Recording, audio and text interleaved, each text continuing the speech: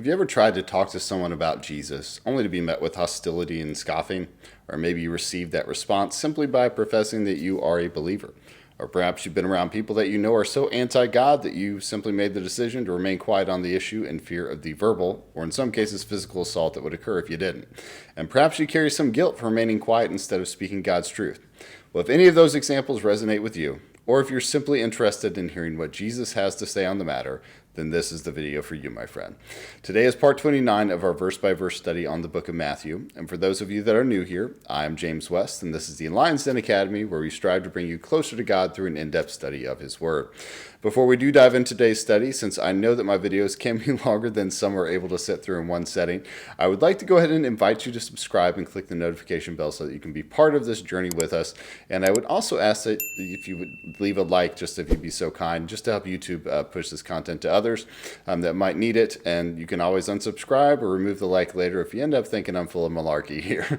But with that being said, today's video focuses on Matthew chapter 7, verse 6, which reads, "Do not give to dogs what is holy, and do not throw your pearls before pigs, lest they trample them underfoot and turn to attack you." At first, this passage, taken out of context, it can be a bit puzzling. Like, why is Jesus telling us not to give something like a Bible to a dog, or to instruct us on diet restrictions of pigs? And we will, of course, get into the underlying meaning of what he is referring to. But first, let's pull back to try and see how this fits in with the surrounding passage. So right before this, in verses 1 through 5, which was the last study that we did, and I will link that here as well as in the description, but Jesus gave us the instruction that we should judge not, that you not be judged, and that we are to remove the log out of our own eye to see clearly to take the speck out of our brother's eye. This message, of course, was all about not hypocritically judging others while we were walking around with sins the size of a plank of wood sticking out of our eyes. Not only since it's hypocritical, like I mentioned, but also since if you can't see and fix your own issues, then what good are you in trying to help others with theirs? Additionally, though, this message highlighted a key area in which Christians have pushed people away from the saving relationship of Christ by burdening them with guilt and shame instead of lifting them up by loving them and pointing them to Christ, and then letting that saving relationship and the sanctification through the Holy Ghost transform them into a new person. Of course, there are appropriate times to judge, and more importantly, appropriate ways to handle judging. And we go over all that in that previous video that I mentioned.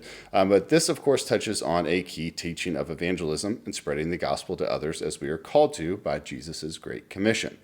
So today's passage gives us another key teaching on evangelism, and that is how we are to respond to and handle situations where the person that we're speaking to is someone that we know or suspect to be extremely against the very notion of God and Christianity, or based on their reaction to us proclaiming to the gospel, they respond with hostility and condemnation. So with that said, let's first take a look at the analogy that Jesus was trying to convey here. So in various places throughout the Bible, the words dog and pig typically do refer to insults. And in fact, those are still insults used today, usually against certain men. And as such, it can be easy to focus on the derogatory image and miss the core focus of this passage, which is more so about wasting things that truly matter in this world, which of course is anything having to do with God, with those that won't appreciate them, or worse, might even be stirred to anger to the point of attacking you by doing so. You see, in Jewish culture, as well as in certain cultures today, such as in the Middle East, dogs were, and really are, pets. Instead, they were wild animals that prowled around the streets, looking for food and hunting weaker animals. Typically, they were vicious, flea-bitten, diseased, and ran in packs. They were also usually at the point of starvation, and as such, they wouldn't hesitate to attack humans and to eat any human corpse that they could find. In fact, we can see examples in the Old Testament of wicked men and women having their corpses eaten by dogs as a punishment for their wickedness. Now, I do have to interject a little side note here since we are talking about dogs. So when I served in the Marine Corps, I was privileged to work as a military working dog handler. So as I'm sure you can imagine, I'm very much a dog lover. And I personally believe that modern dogs are one of God's greatest gifts that He has given us, as they display so many of the qualities that God loves: loyalty, faithfulness, love, forgiveness, devotion, and never worrying about when the next meal will come, since they know that they are loved and they are going to be well provided for. And I will use that note to turn to our next topic, which is pigs. And ironically, one of our dogs, whose name is Asher, she's a beagle, and we lovingly call her Asher Pig, since, well, She kind of looks like a sweet baby pig. And if you happen to have a beagle, then you know how food-driven they are as well. Back in the time of Jesus' preaching, though, pigs were officially considered unclean according to God's law. And we can read about that in Leviticus 11, verse 7.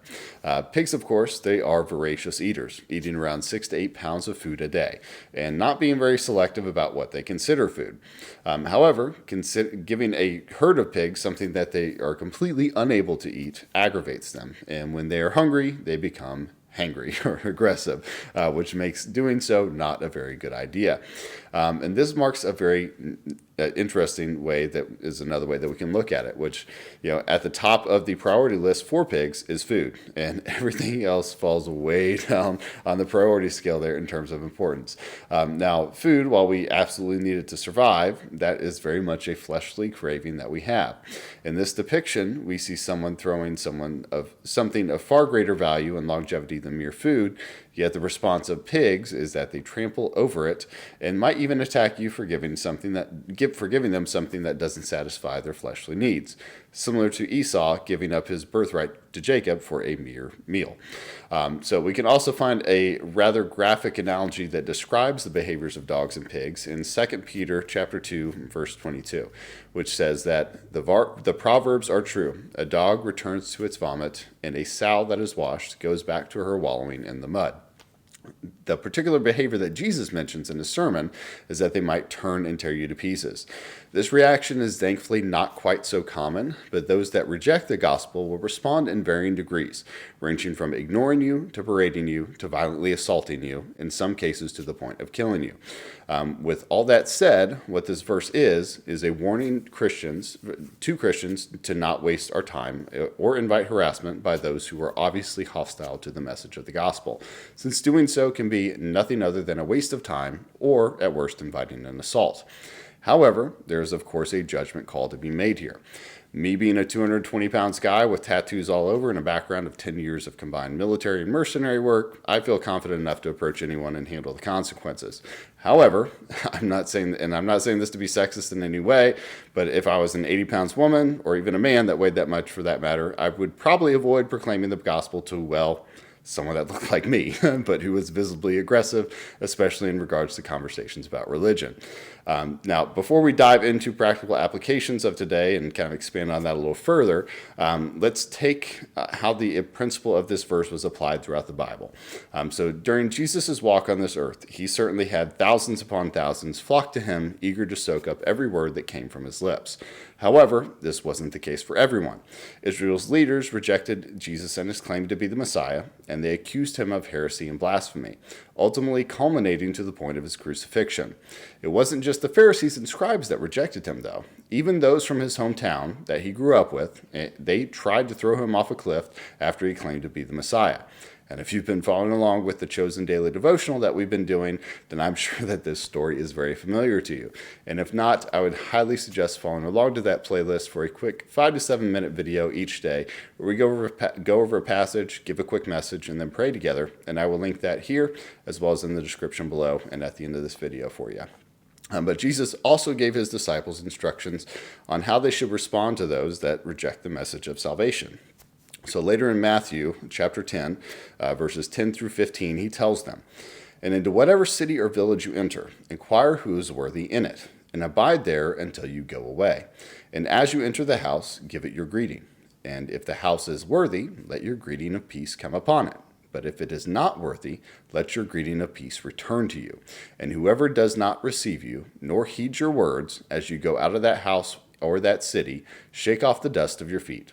Truly I say to you, it will be more tolerable for the land of Sodom and Gomorrah in the day of judgment than for that city." So, they weren't required to stay and debate with them or relentlessly hound them into belief. Instead, they were to follow Jesus' example, which was not to beg or plead with people to follow him. Instead, he simply invited, and some accepted while others wanted nothing to do with him. Of course, this doesn't mean that we shouldn't continue to pray for them and love them as people, but it does mean that we should look to other places to cast our pearls and share holy things with. As Paul tells us in 2 Corinthians chapter 2, verses 16 through 17, we are the aroma of Christ to God among those who are being saved and among those who are perishing. To one, a fragrance from death to death, to other, a fragrance from life to life. This means that to some, the words of the gospel affect their hearts in such a way that it smells better than fresh baked cookies, a garden of roses, or your favorite Yankee candle. To others, though, it smells like rotten flesh, death, and decay. Now, we also find two examples from Paul in terms of how he handles opponents to the gospel. First, in 2 Timothy chapter 4, verses 14 to 15, Paul warns Timothy to beware of the coppersmith known as Alexander, since he had personally done him great harm. And he then explained that the Lord would repay Alexander according to what he had done, but nevertheless he told Timothy to be on guard against him, since he had vigorously opposed the teaching of the gospel. Secondly, Paul experienced rejection from the Jews in Corinth when he preached the gospel. This is documented in Acts 18, verses 1 through 6, which reads, "After these things he left Athens and went to Corinth. And he found a certain Jew named Aquila, a native of Pontus, having recently come from Italy with his wife Priscilla, because Claudius had commanded all the Jews to leave Rome. He came to them, and because he was of the same trade, he stayed with them, and they were working. For by trade they were tent makers. And he was reasoning in the synagogue every Sabbath and trying to persuade Jews and Greeks. But when Silas and Timothy came down from Macedonia, Paul began devoting himself completely to the word, solemnly testifying to the Jews that Jesus was the Christ. And when they resisted and blasphemed, he shook out his garments and said to them, 'Your blood be upon your own heads. I am clean. From now on, I shall go to the Gentiles.'" So now let's talk about the practical application of this teaching today. So to start, I want to first express how this teaching shouldn't be used as an excuse to sit on the sidelines out of fear and to never take part in the Great Commission of us being fishers of men and bringing people to Christ. As I explained earlier, if there is someone that you know or suspect is hostile and you feel that talking to them about Jesus could very well place you in a position of physical harm, then approaching them on the matter yourself would likely do nothing than cause you harm, and would very likely not even result in a single conversion. Of course, though, we should be willing to lie down our lives for the sake of the gospel, but that doesn't mean that we purposely try to seek out becoming a martyr in some sort of suicide by preaching attempt. Just because someone outweighs you by 200 pounds and seems scary, though, doesn't mean that they don't deserve at least a chance of hearing the gospel and a chance at eternal life. What it does mean is that we should use wisdom and judgment in how we approach the situation. So there are two key ways in which we can do this. The first is simply bringing backup. Not in a way that makes someone feel like they're being ganged up on or forced into some sort of surprise intervention, but in a way that offers a presence that would deter someone from escalating to the point of physical violence, or at the very least, they are there to support you and, break up the situation if things do get violent. Secondly, while accepting the gospel is of far greater worth, and as Cousin Eddie in Christmas Vacation says, it's the gift that keeps on giving. As such, it symbolizes pearls in today's message. But to those that are opposed to it and clueless about its worth, they won't find any value in it if that is the first and only thing that you offer them. And as such, they will trample over it, potentially responding in a hostile way. However, connecting with them as a person first and giving them what they think they need first is a powerful way to take down the walls of their heart so that they can then receive the message of everlasting life. It's hard to imagine the biggest, scariest person that you've ever seen responding antagonistically to a gesture like paying for the meal at a restaurant, buying their groceries, or even handing them a $100 bill and saying, "Hey, I just felt God calling me in my heart to bless you and tell you that he loves you." You will be shocked at how quick a sincere act of love that to someone will completely take down all their walls. This is, of course, why mission trips, they don't involve just traveling somewhere to preach to people, right? Instead, they first look to see a need and then they fill it, whether that's providing clean water, food, housing, schools, or all of the above. And once they've received an outpouring of love from people that don't know them from Adam, they can't help but to be moved into listening to the words that will radically change their lives as they know it. But you don't have to be on a mission trip or know how to construct a house to take a part in this. All it takes is a small act of love that you connect back to God every time. There might be times where you don't get an overwhelming response when you do this, but that isn't what matters. What matters is that you planted a seed, and that is all that Jesus wants from you in this regard. Ultimately, it is up to God to water that seed and make it grow, but that seed that you cast could very well be the pivotal moment in that person's life. And even if you don't get the response you were hoping for, I can promise you that they will remember that moment when a complete stranger went out of their way to let them know that they are loved by blessing them. And in a world where most non-Christians think that the only thing churches are interested in is your wallet, and that's thanks mainly to the publicity of the televangelists who pretty much do fit that description, and that, of course, does touch on the branding issue that I mentioned in the last video, they will undoubtedly, at the very least, have their curiosity piqued when you are giving to them and not asking from them. So, saving the most common rejection for last here, let us now talk about handling situations where you encountering those that wouldn't physically attack you by proclaiming the gospel, but instead they would simply try to tear down your faith verbally, taking the position that they are somehow smarter by not believing in God. The first and foremost principle to keep in mind in these conversations is to first determine whether the person is genuinely open to learning and changing their mind. If they aren't, then you're simply wasting your time, and the way that you know if they aren't is by how they handle your responses and answers to their questions. If you start noticing that, after you answer one question, they instantly move on to another, and then the next, in a way where they say, well, how can the Bible be true if X? And then you provide them a sound answer, but then they say, okay, well, what about Z? And then so on. That they're not actually listening, and instead they're simply trying to tear down your belief. In these situations, I would recommend trying to get them to accept your answer as the truth before letting them move on to another question. Of course, someone might have several questions, and they might need to find answers for them before being able to fully have complete faith. And they might find the Bible to have an intimidating number of pages for them to find out those answers on their own. And in such cases, you can usually tell whether these questions are sincere or not by their responses. But if they aren't sincere, another strategy is to simply ask them, is anything that I tell you going to change your mind? And you will usually get an honest answer that will save you both time and frustration. Another strategy in this case is that before you respond, you ask them the question of, where did you get this impression from? Or what makes you believe that? Since this gives you an opportunity to see the weakness of their position as well, since usually their source is somewhere from the internet or from a friend or from them not actually doing the homework themselves. This, of course, though, it does mean that we should be ready and able to defend our faith. As 1 Peter chapter 3, verse 15 reads, always be prepared to make a defense to anyone who asks you for a reason for the hope that is in you. Yet do it with gentleness and respect. This is what is called apologetics, which despite what it sounds like, it doesn't mean that you're apologizing for your faith or for being a Christian.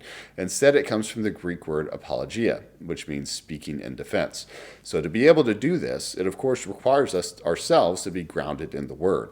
Fortunately, though, we now have the entire internet at our fingertips, and even if we aren't sure on something, we can usually look up an answer quickly on our phones. And it does pay to have videos on some key topics saved for quick access that you can easily share. But unfortunately, we live in an age where believing the Bible has almost been conditioned out of people in their upbringing if they didn't grow up in a Christian school. And this is largely due to a large number of Christians back in the day being far too eager to accept the theory, and yes, it is just a theory, but of the Big Bang, and even though it's a theory, they teach it as though it's a fact, and then trying to make the Bible fit this theory, which of course led to multiple people completely dismissing creation. And if you throw out one truth of the Bible and claim that it's not God's word, then you throw out the whole thing, because then you simply start cutting out the pieces that you don't like in an attempt to make the Bible fit you and not the other way around. Now, once we finally get through Matthew and move on to studying Genesis, we will spend hours going over this stuff. But for those of you interested now, I do have 3 books that I would recommend to you, and I will provide a direct link to Amazon in the description if you would like to purchase them or read more about them. The first book is called Tactics by Greg Koukl. This is an amazing book that provides a blueprint and, well, tactics on how to handle apologetic conversations, teaching you how to regain control of conversations and turn the tables on questions and statements in a way that ultimately gets people to think about Jesus. Greg also has a great YouTube channel called Stand to Reason that I would suggest checking out as well. But the next book is called Creation and Change, and this is by Douglas Kelly. And he takes a deep dive into the scientific realities of why the biblical viewpoint of both creation and the flood are the best explanations that science can offer based on the evidence. And then last but not least, I would recommend Signature in the Cell, DNA and the Evidence for Intelligent Design by Stephen Meyer. In this book, Meyer convincingly reveals that the argument for intelligent design is not based on ignorance or giving up on science, but instead it's based on compelling and mounting scientific evidence. And with that, we will wrap up today's video. Now, if you haven't already, I would ask that you leave a like to help push this content to others. And I would also love to hear from you in the comments where this video has reached you. One thing that has absolutely blown me away after starting this channel has been its reach across the globe, which was something I never expected. And that's especially with my channel being so small while starting out. Additionally, I do pray over every single person that comments. You don't have to even tell me what you're praying for, but I will pray for you if you comment, and I would love to pray for you as well. And also, if you haven't already, I would invite you to subscribe. That we can continue this journey through the Bible together. And lastly, if you haven't checked it out, like I mentioned earlier at the start of the year, I did begin a daily video series that will last for a total of 40 days. It comes directly from the devotional made by the amazing people over at The Chosen. So make sure to check that out as well to help get your daily dose of God in. But I look forward to seeing you next time. God bless and keep you.